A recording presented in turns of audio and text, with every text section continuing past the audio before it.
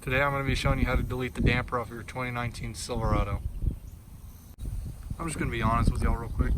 The damper just makes the 2019 Silverado look so puny. It looks like it just sits too low in the front. So I just want to get rid of it to make it look more like a performance truck. Make it look like it sits a little higher, even though it doesn't sit very high at all. Getting the damper off is going to be pretty easy. It's just these bolts running all the way down on both sides, and then there's metal clips. That's just going to be the hardest part about it, is getting the clips off without breaking them.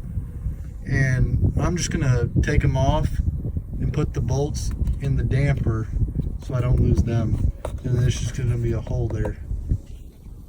Once all those bolts are done, it should just pop right off.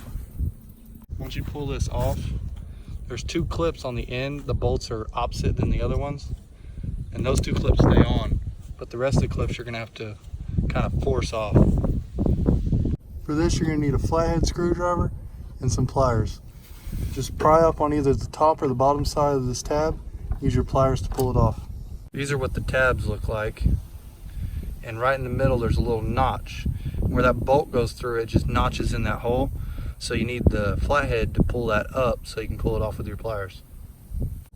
Once you have all the tabs and bolts off, go ahead and put them back in. I put mine upside down so they're all facing the same way. But if you want to put them back so you know exactly how they went, flip all these around. So the little point goes opposite from where the bolt's going, then you can just tighten them back down. And that's how you take the air damper off of your 2019 Silverado. I mean, it looks way better. Look at that. It just looks like it sits way higher.